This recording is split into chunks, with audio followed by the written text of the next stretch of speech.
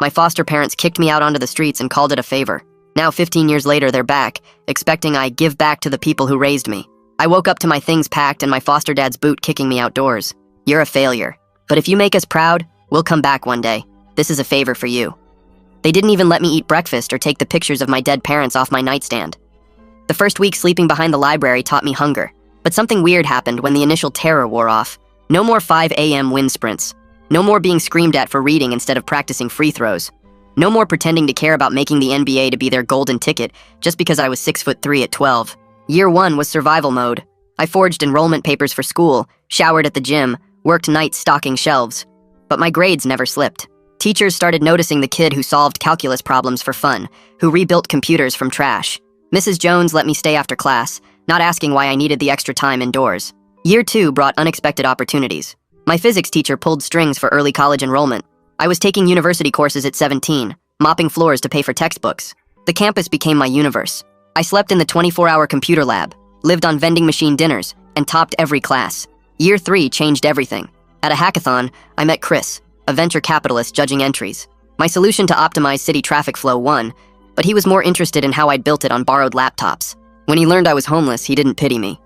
He offered me an internship that came with a stipend, and more importantly, a couch in the startup's office. The startup was failing when I joined. Within 6 months, my code had saved it. Chris made me CTO at 19, equity included. We sold the company 2 years later. My share was 8 figures. I remember staring at the bank balance on a library computer, the same library where I'd once been kicked out for sleeping. With money came transformation. I bought a house, nothing flashy, just mine. Enrolled at MIT, graduated summa cum laude, started my own company. But the biggest change was Fen. We met at a conference where I was speaking about ethical AI. She was brilliant, kind, and when I finally told her about my past, she held my hand and said, "You built yourself. That's extraordinary." Year 8 brought marriage in our backyard. No family on my side, but her parents had adopted me wholesale. Her father called me son. Her mother taught me to cook. We had traditions now, Sunday dinners, holiday cards, inside jokes, things foster families were supposed to give but never did. Year 10 was magical. Our daughter was born. Lucy had Fen's eyes and my stubborn streak. I held her in the hospital, promising she'd never wonder if she was wanted, never question her worth, never be someone's failed investment. Fen and I built our second company together, focusing on educational access for homeless youth. By year 15, everything had transformed. 3 kids, 2 successful exits, 1 tech empire. We lived in Silicon Valley, not for status, but for the work. My foundation had housed over 1,000 homeless teenagers, sent hundreds to college. Forbes had done a profile. Time magazine called me the conscious face of tech. I'd become everything my foster parents couldn't have imagined, because they only saw dollar signs where there was a person. Last Tuesday, everything shifted again. I was making breakfast when the doorbell rang insistently. Through the security camera, I saw them. 15 years older, same entitled faces, dragging suitcases toward our door. I opened the door before they could ring again. They pushed past me like they owned the place. Foster mom already appraising the foyer, foster dad eyeing the art. "We knew you'd make us proud eventually," foster mom said, settling onto our couch. "Though honestly, tech money? We were thinking NBA, but this works. We'll need the guest house. Can't expect us to keep living in that tiny place after raising you." Fen walked downstairs with Lucy on her hip, the twins trailing behind. She stopped, confused by the strangers making themselves at home. "Who are these people?" she asked me. "The ones who raised him," foster dad announced. "His parents. We're moving in." Lucy looked at them, then at me. "Daddy, why is that man lying? Grandma and Grandpa live in Boston." The twins stared at the strangers. "Are you Daddy's work people?" one asked politely. Foster mom's face went pale. "We're his family. We raised him, fed him, put a roof over his head. For 3 years, I said calmly, until I stopped being useful. Then you threw me onto the streets at 15. In case you forgot, I have the police report from when you reported me as a runaway to avoid abandonment charges." "That was tough love," foster dad sputtered. "Look what you became because of it." "I became this despite you," I replied. "Fen, these are the people who kicked me out for wanting to study instead of play basketball. Kids, these are strangers who think they're owed something. They're leaving now." Foster mom stood up, frantic. "We're your parents. You owe us. I owe you exactly what you gave me after throwing me out. Nothing." I pulled out my phone. "Security will escort you out." "Well, I'm not leaving." Foster mom crossed her arms and planted herself deeper into our couch cushions while I pressed the emergency button on my phone app. The security company had installed it after a break-in attempt 2 years ago and promised 3-minute response time. Foster dad moved to block the hallway like he was defending a basketball court. My hands stayed steady, but I could feel the old fear creeping up my spine. 2 security guards arrived in under 3 minutes and knocked firmly on our door. I let them in and pointed to my foster parents, who were now both standing but refusing to move toward the exit. The lead guard, a tall woman with military posture, approached them calmly and explained they needed to leave the property immediately. Foster mom grabbed the back of a chair while foster dad started shouting about parental rights and how they raised me for years. The guard stayed professional but moved closer, and the woman guard told them this was their last warning before police involvement. Foster dad's face turned red as he yelled louder about lawyers and going to the media with their story. Foster mom tried to wrap her arms around our coffee table, but the guards gently but firmly pulled her hands away. They escorted both of them toward the door, while threats and accusations flew from their mouths. I watched them being walked out, and my hands started shaking as I turned the deadbolt behind them. Fen had already taken Lucy upstairs along with the twins before things got too heated. Through our front window, I watched my foster parents walk to the sidewalk outside our gate, where they stopped and started yelling at neighbors walking by. Foster mom pulled cardboard and markers from her bag and started making signs while foster dad paced back and forth. Within 10 minutes, they had signs saying things about grandparents' rights and being kept from their grandchildren. Our neighbor across the street came out to see what the noise was about, and foster mom immediately started telling her sob story. I pulled out my phone and called the non-emergency police line to report the trespassing and get advice. The dispatcher took my information and said an officer would arrive within the hour to take a statement. Fen came back downstairs after settling the kids with a movie in the playroom. We watched through the window as more neighbors gathered to see the show my foster parents were creating. The police officer arrived 40 minutes later, and I met him at the gate to explain the situation. He took notes while I described the abandonment 15 years ago and showed him the old police report on my phone. The officer explained that getting a restraining order would require documentation of ongoing harassment and suggested I start keeping records of everything. He went outside to speak with my foster parents, who immediately started their victim routine. After 20 minutes, he came back and told me they'd been warned about trespassing, but couldn't be forced to leave the public sidewalk. He gave me a case number and said to call if they came onto our property again. Once the officer left, I went to my home office and shut the door.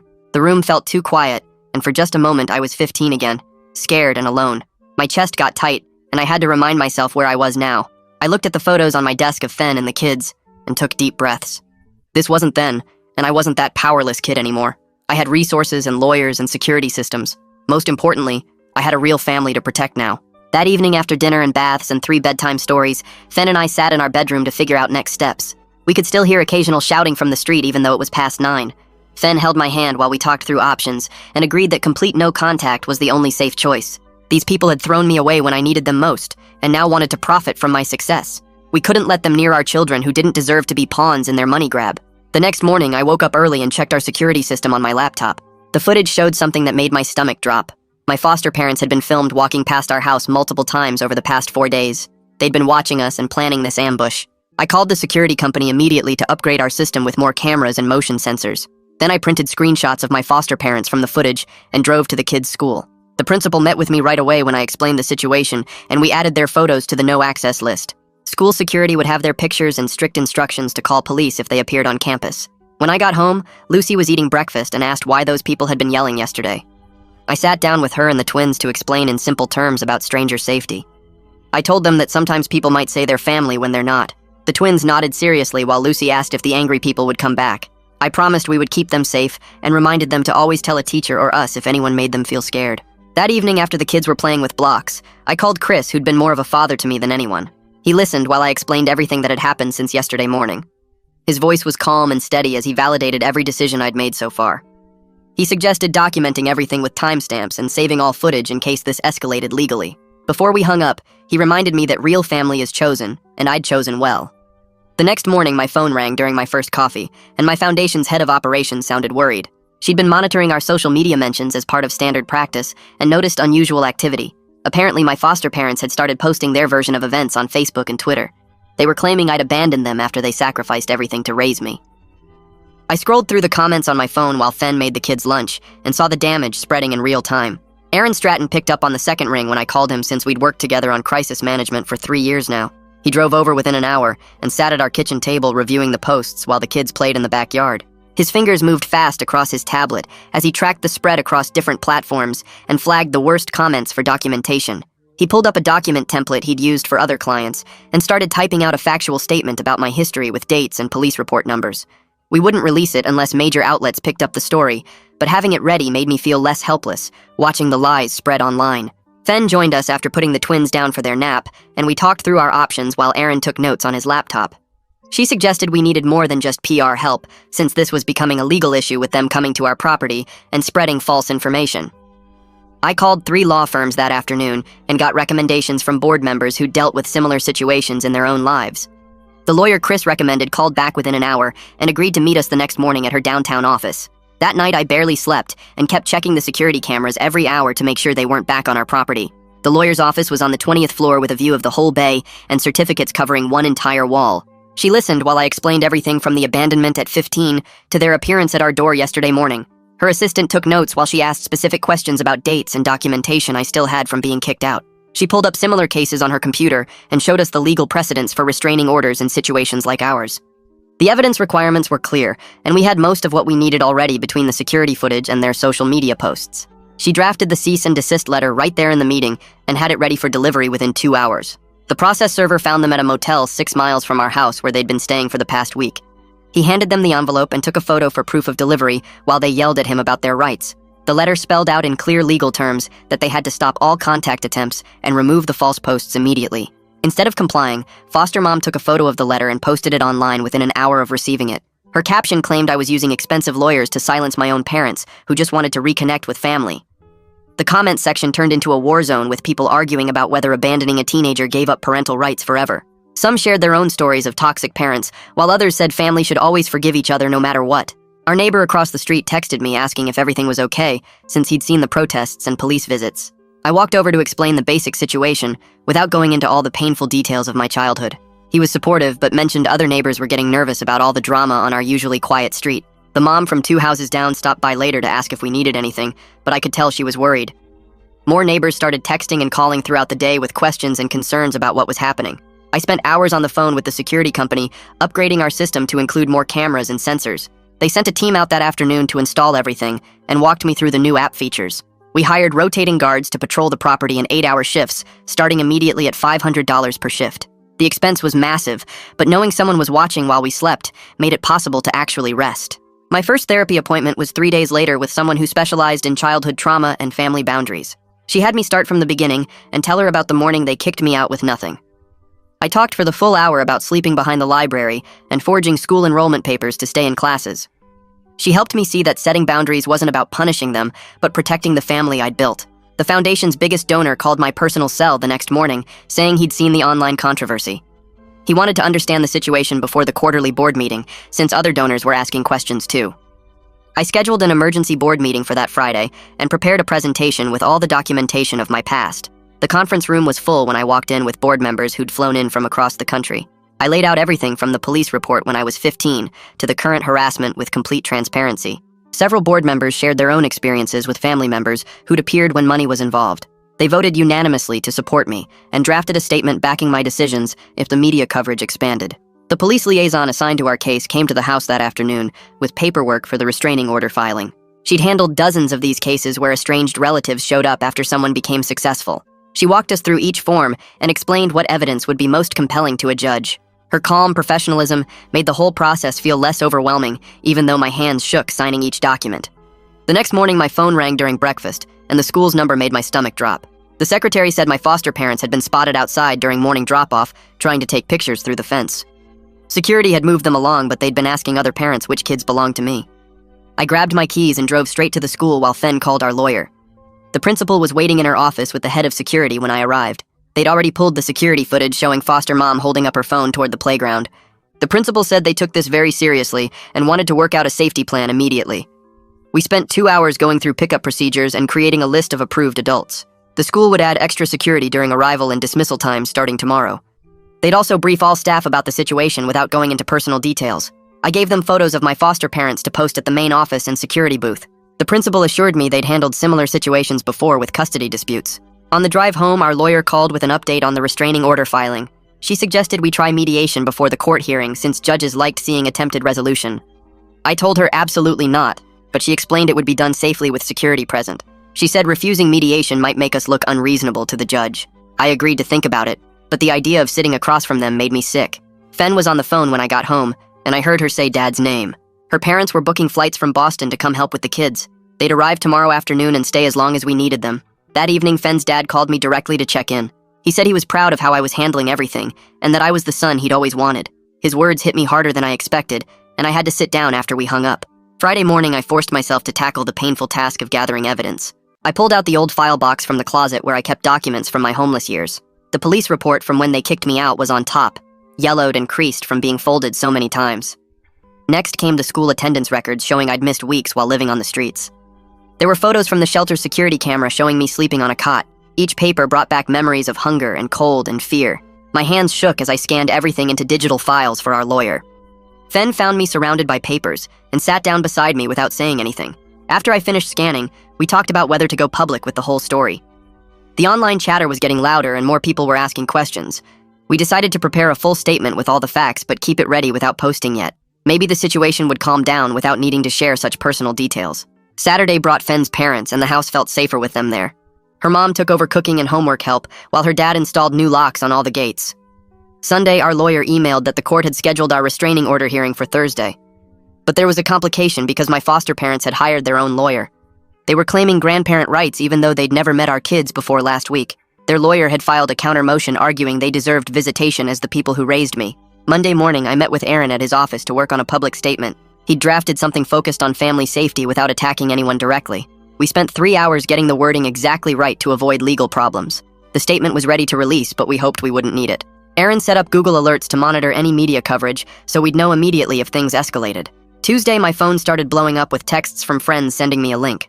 A gossip blog had picked up the story with a headline about tech billionaire abandoning parents who saved him. The article was full of quotes from my foster parents about raising me and sacrificing everything. The comment section was brutal with people calling me ungrateful and heartless. Within hours, the story had been shared thousands of times across social media. People who didn't know anything about the situation were picking sides and arguing in the comments. Some defended me saying there must be more to the story, but others said money had made me forget my roots. Aaron called an emergency meeting and said we needed to release our statement immediately. We posted it on my company's blog, along with the scanned police report from when I was 15. The statement included documentation showing they'd reported me as a runaway to avoid abandonment charges. We also shared the school records proving I'd been homeless while they lived in their house. The truth spread almost as fast as the lies had, and public opinion started shifting. People read the police report and saw the dates and realized these weren't loving parents. Comments started pouring in from others who'd been kicked out by family or foster parents. Some journalists reached out wanting to do follow-up stories, but we declined all interviews. By Wednesday morning, 3 major news outlets had picked up the story with more balanced coverage. Thursday afternoon, Lucy came home from the school with her backpack dragging on the ground and went straight to her room without saying hello. Fen found her crying into her pillow 20 minutes later, and Lucy finally told us that kids at the school kept asking if her dad was the one who abandoned his poor parents, and now they were homeless because of us. The twins had been getting similar questions, but didn't understand what was happening, and just told everyone their grandparents lived in Boston, which confused their classmates even more. I sat on Lucy's bed and held her while she sobbed and asked why people were being so mean when we didn't do anything wrong. That night after the kids were asleep, Fen and I stayed up planning how to help them handle this mess that my past had created. Friday morning, we had a family meeting at the breakfast table where I explained in simple terms that sometimes adults disagree about things, and people who don't know the whole story might say hurtful things. Lucy asked if the people who showed up were really my parents, and I told her they took care of me for a little. While when I was young, but they weren't safe people, which is why we have our real family now with Grandma and Grandpa in Boston. The twins wanted to know if the angry people would come back, and Fen promised them we had people making sure they stayed away. We practiced what to say if anyone asked questions at the school, which was just that it was a private family matter, and they could talk to their teacher if someone was bothering them. I called the school principal that afternoon, and she assured me they were monitoring the situation and would shut down any harassment immediately. Saturday brought some relief when our lawyer called to say the judge had reviewed our emergency petition and granted a temporary restraining order that required my foster parents to stay at least 500 feet away from us and cease all contact attempts. The order covered our home, the kids' school, my office, and Fen's workplace, and would be in effect for 3 weeks until the full hearing. I knew it was just a piece of paper that wouldn't physically stop them if they decided to violate it, but at least now there would be legal consequences if they tried anything. Sunday was quiet, and we tried to have a normal family day at the park, but I kept scanning the area for their faces and jumping whenever someone approached us. Monday morning, our lawyer called again, but this time his voice was tight with frustration as he explained that a handwritten letter had arrived at his office from foster mom, demanding compensation for the years they spent raising me. She'd itemized everything from food costs to clothes to the gas they used driving me to the school and calculated that I owed them $300,000 for their investment in my upbringing. The letter went on to say that since I'd become successful because of the foundation they provided, they deserved ongoing financial support and a percentage of my company's profits. The entitlement was so absurd I actually laughed, but the lawyer warned me they might try to sue even though they had no legal grounds.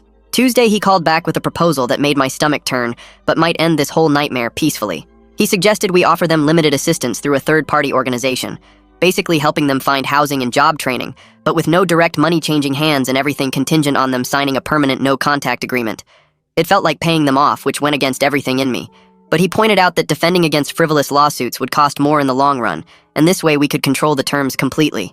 I told him I needed to think about it and talk to my therapist before making any decisions. Wednesday's therapy session was one of the hardest I'd had since starting after they first showed up at our door. I sat on the couch explaining how offering them any help at all felt like betraying my younger self, who they'd thrown away like garbage, but also how part of me just wanted this to end, so my family could have peace. My therapist helped me see that acting from my own values of helping people in need didn't mean I was agreeing with their claims or validating their treatment of me. She pointed out that I could choose to help them get stable, not because I owed them anything, but because it aligned with who I'd chosen to become despite them. By the end of the session, I'd worked through enough of the anger to see that structured assistance with strict boundaries might be the best path forward for everyone. Thursday, Fen and I met with our lawyer to outline exactly what we were willing to offer and under what conditions. We'd provide assistance through a nonprofit that specialized in housing placement and job training with a maximum budget of $50,000 for moving expenses and 6 months of transitional support. There would be absolutely no direct contact or cash payments, and they would have to sign a legally binding agreement to never contact us or our children again, with violations resulting in immediate termination of all assistance and potential criminal charges.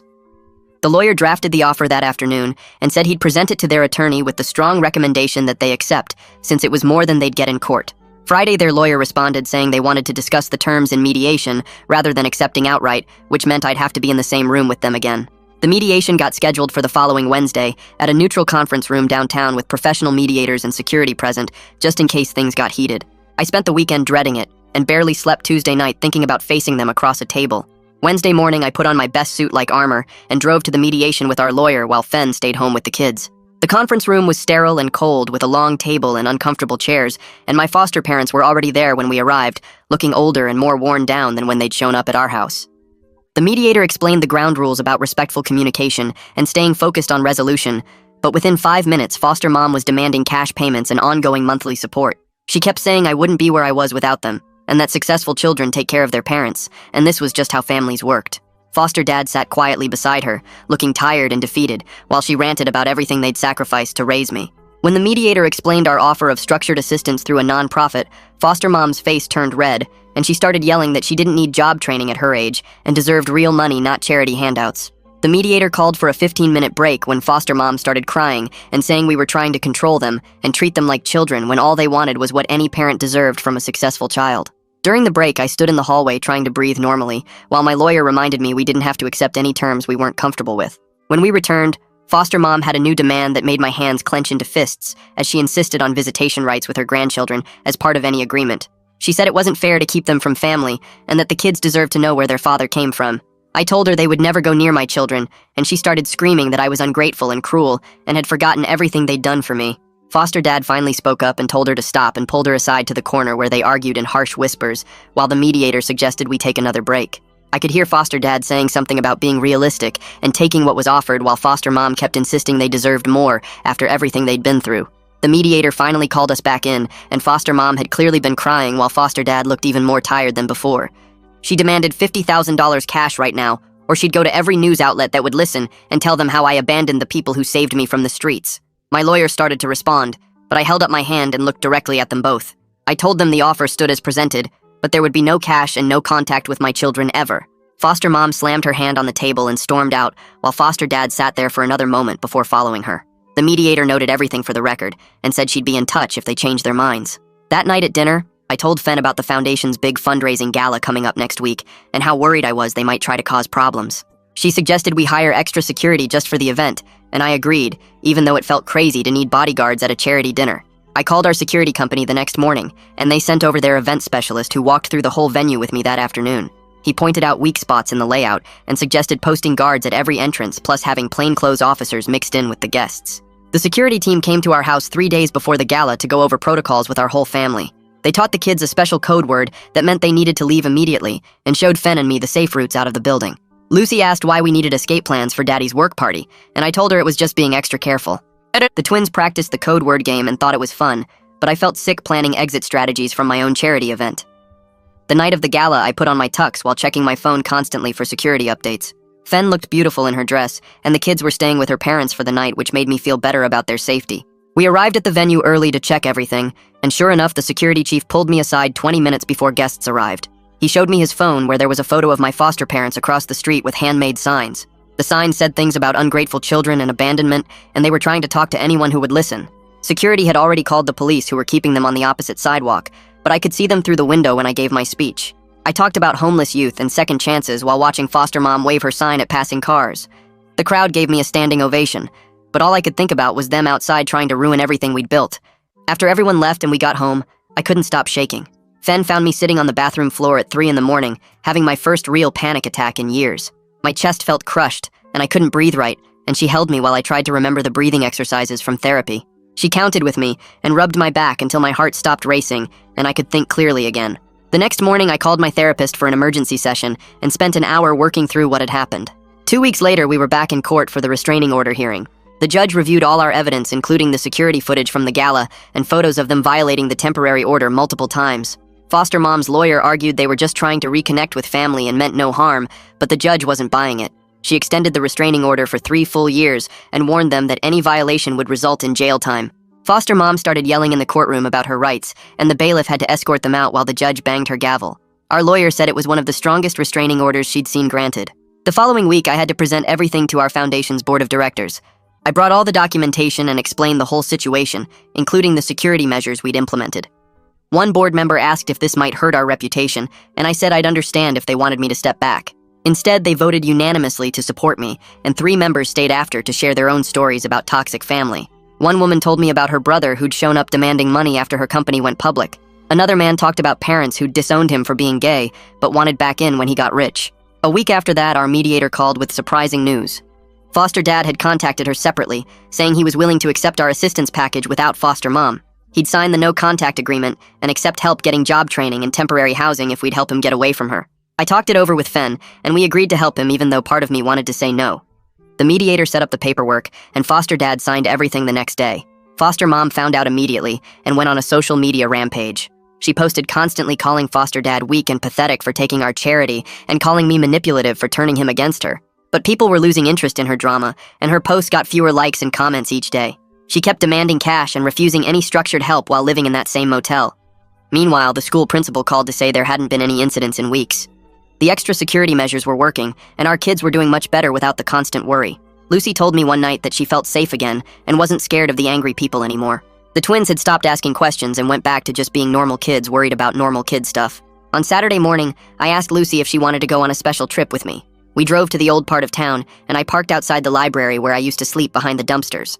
I showed her the spot without making it dramatic and explained this was where I lived when I was a teenager. She held my hand tight and looked up at me with those big eyes that looked just like her mom's. She said she was proud of me for being strong and making a good life for our family. The next Monday, I met with Chris at his office downtown, and he leaned back in his chair while I told him about the whole mess. He nodded and said boundaries aren't walls but bridges to better relationships, and I'd done everything right to protect my family. That afternoon, the bills came in from the lawyers and security company, over $40,000 total, but I wrote the checks without thinking twice about it. This was the price of keeping my family safe, and I'd pay it again tomorrow if I had to. Wednesday morning in therapy, I sat on that familiar couch and finally said out loud that I'd never have a real relationship with my foster parents, and that was okay. My therapist asked if I felt guilty, and I shook my head because I could have compassion for their problems while still keeping them away from my kids. That night, after everyone was asleep, I sat at my desk and wrote a letter to my foster parents that I'd never send. I thanked them for showing me what kind of parent I never wanted to be, and told them I forgave them for my own peace. I folded it up and put it in my filing cabinet and felt something heavy lift off my chest. The next morning at the foundation office, we had a board meeting about updating our policies. I proposed new rules to protect our program kids from family members who might try to take advantage of their success. The board voted yes immediately, and within 2 weeks, other organizations were calling to copy our model. By February, 3 months after this whole thing started, life had found its rhythm again. The reporters had moved on to other stories, and we barely thought about the drama anymore. Our new security system was just part of the routine now, and the kids had stopped asking about it. Sunday dinner at Fen's parents' house was loud and happy with the twins showing off their art projects and Lucy explaining her science fair volcano. Her dad grilled steaks while her mom taught the twins to make cookies, and nobody mentioned the foster parents at all. My phone buzzed with an email from the mediator saying foster dad had finished his job training program and gotten hired at a warehouse. I deleted it without responding because that chapter was closed. Monday morning, I woke up early and made pancakes without checking the security cameras first. The doorbell rang while I was flipping them, and for the first time in months, I didn't freeze. It was just our regular grocery delivery, and I signed for it while Lucy set the table. Fen came down with the twins, and we ate breakfast together, talking about normal stuff like soccer practice and homework. Our house felt like home again instead of a fortress. The kids ran upstairs to get ready for school, and Fen kissed me before heading to her office. I loaded the dishwasher and thought about how sometimes the best thing you can do for people is close the door. My foster parents had taught me that lesson 15 years ago when they kicked me out, and now I was teaching it back to them. The difference was I'd given them chances and options and help, everything they'd never offered me. They'd chosen to refuse it all because they wanted cash, not compassion. I drove the kids to the school and watched them run inside without looking back over their shoulders anymore. The principal waved from the door and I waved back, grateful for how seriously they'd taken our safety. Back home, I had 3 meetings about the new company Fen and I were launching, something completely separate from all this family drama. Life was moving forward again, and that felt right. That afternoon, I picked up the kids and Lucy asked if we could stop for ice cream. We sat outside the shop eating our cones and she told me about her friend's birthday party next week. The twins argued about whether chocolate or vanilla was better and got ice cream on their shirts. Normal kid problems in a normal life, exactly what I'd always wanted for them. That night after the kids were asleep, Fen and I sat on the couch going through work emails. She looked up and said, our home felt peaceful again, and she was right. We'd weathered the storm and come out stronger with better boundaries and a clearer sense of what mattered. The foster parents were out there somewhere living their lives, and we were here living ours, and that separation was exactly what needed to happen. Sometimes love means holding tight, and sometimes it means letting go, and the hardest part is knowing which one to choose.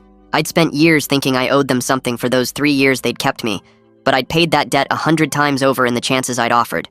Now the only people I owed anything to were sleeping upstairs, the family I'd chosen and built and protected. The doorbell could ring tomorrow, and it would just be a delivery or a neighbor, not a threat or a demand or an old wound trying to bleed again. Our story would keep going forward because that's what stories do, but this chapter was done and I was okay with that.